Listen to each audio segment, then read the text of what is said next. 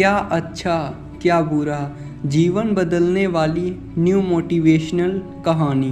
किसी ने क्या खूब कहा है, आपके कर्म ही आपकी पहचान है, वरना एक नाम के यहाँ हजारों इंसान हैं। कहते हैं कि दूसरों का भला करने से या फिर दूसरों के साथ अच्छा करने से हमारे साथ भी अच्छा ही होता है, लेकिन हम लोग इस बात को मानते नहीं। हमें लगता है कि हमारे साथ जो भी होता है वो पहले से ही किस्मत में लिखा जा चुका है, फिर चाहे हमें किसी का भला करने या फिर ना करें। हम ये बात भूल जाते हैं कि किस्मत का लिखा भी हमारे कर्मों से बदल सकता है। क्यों जी, जो जैसा करता है वो कभी ना कभी वैसा ही पाता भी है। हमारी किस्मत में अगर बुरा होना लिखा होगा, लेकिन अगर हम उससे पहले ही किसी का अच्छे मन से भला कर दें तो हमारे साथ भी अच्छा ही होगा। इस बात को समझना हर व्यक्ति के लिए आसान नहीं है। जो इंसान कपटी होता है, जिसके मन में दूसरों के लिए सिर्फ मैल भरा होता है, वो ये बात कभी नहीं समझ सकता।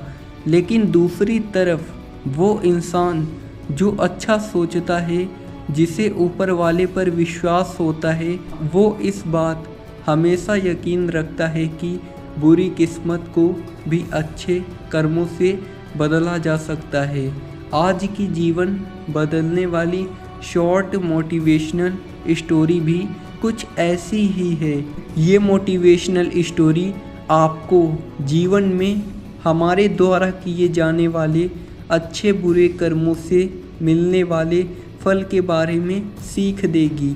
जीवन बदलने वाली प्रेरणादायक कहानी के जरिए आप जानेंगे कि जीवन में क्या अच्छा होता है और क्या बुरा होता है, और वो किस तरह हमारी पूरी ज़िंदगी को प्रभावित करता है। चलिए शुरू करते हैं आज की कहानी। ये कहानी एक राजा की है जो बहुत ही निर्दयी और घमंडी था। छोटी छोटी गलती होने पर भी वो लोगों को बहुत कठोर सजा देता। समय के साथ उस राजा का अत्याचार भी बढ़ता जा रहा था। एक दिन अचानक राजा बीमार हो गया और उसे ऐसी बीमारी हो गई जिसका इलाज किसी भी वैद्य के पास नहीं था। सारा समय वो बिस्तर में ही पड़ा रहता था। अब राजा को लगने लगा कि उसकी मौत नज़दीक है, लेकिन वो राजा मरने से बहुत डरता था। अपने डर को दूर करने के लिए वो राजा रोज़ प्रार्थना करने लगा, भगवान किसी भी तरह मेरी ज़िंदगी बचा लो। मैं लोगों के साथ बुरा व्यवहार करना छोड़ दूंगा और ना ही किसी को कठोर सजा दूंगा।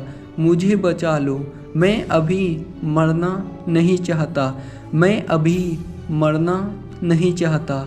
उसकी प्रार्थना सुनकर एक रात उस राजा के सपने में भगवान आए और उस राजा ने उनसे अपने जीवन की भीख मांगनी शुरू कर दी। उस राजा पर दया दिखाकर भगवान ने कहा, तुमने पूरी ज़िंदगी लोगों को परेशान किया है, लेकिन फिर भी अगर तुम कोई भी एक अच्छा काम कर दोगे तो मैं तुम्हारी बीमारी ठीक कर दूंगा और तुम फिर से एक नया जीवन मिल जाएगा।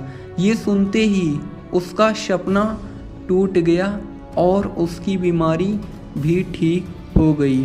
राजा अब पहले जैसा स्वस्थ हो गया और अब उसे बस एक अच्छा काम करना था। राजा बिस्तर से उठा हुआ देखकर उसकी पत्नी बहुत खुश हो गई और वो तुरंत उसके लिए एक थाली में फल और मिठाई खाने को लेकर आई। लेकिन राजा को बहुत जल्दी थी, क्योंकि उसे एक अच्छा काम करना था। तो उसे लगा कि उसकी पत्नी उसका समय बर्बाद कर रही है, और गुस्से में उसने खाने की थाली फेंक दी और अपनी पत्नी पर चिल्लाते हुए वो बाहर की तरफ भागा। बाहर जाकर उसने अपने सैनिकों से घोड़ा लाने को कहा। सैनिक बोला, महाराज आप लंबे समय से बीमार थे, तो हमने रोज की तरह सभी घोड़ों को घास चरने के लिए जंगल भेजा है और उनके आने में अभी देर है। ये बात सुनकर राजा को गुस्सा आ गया।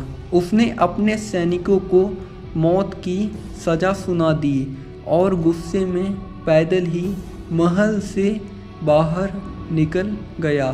थोड़ा दूर पहुंचकर राजा ने एक व्यक्ति को भीख मांगते हुए देखा। राजा उस भिखारी के पास गया और उसे सोने चांदी के वो सभी जेवरात दे दिए जो उसने पहने थे, जिससे उस भिखारी की गरीबी दूर हो गई और राजा का एक अच्छा काम भी हो गया। राजा खुश होकर अपने महल में आया और चैन से सो गया। फिर से भगवान उसके सपने में आए और बोले, मैंने तुमसे एक अच्छा काम करने को कहा था, लेकिन तुमने उस एक काम को करने से पहले भी कई गलत काम कर दिए। पहले तो तुमने बिना वजह अपनी पत्नी को डांटा और फिर तुमने अपने सैनिकों को बिना किसी गलती के मौत की सज़ा दे दी और अब तुम्हारी जान नहीं बच सकती। थोड़ी ही देर में राजा की मौत हो गई।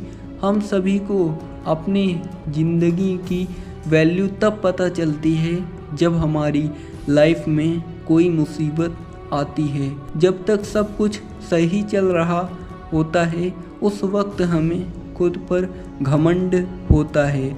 उस वक्त हम किसी को अपने से ऊपर नहीं समझते और हमें लगता है कि जो कुछ है बस हम ही हैं।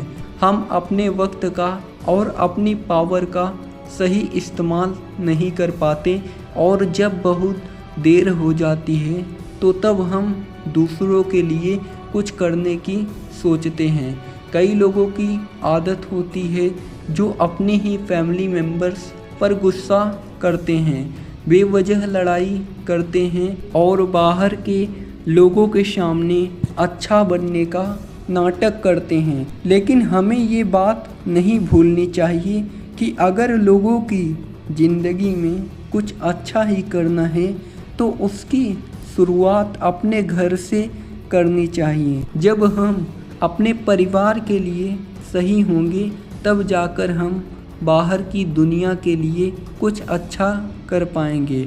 हम सभी को ज़िंदगी एक ही बार मिलती है, अगर इसे सही से जिया जाए तो एक ही लाइफ बहुत होती है।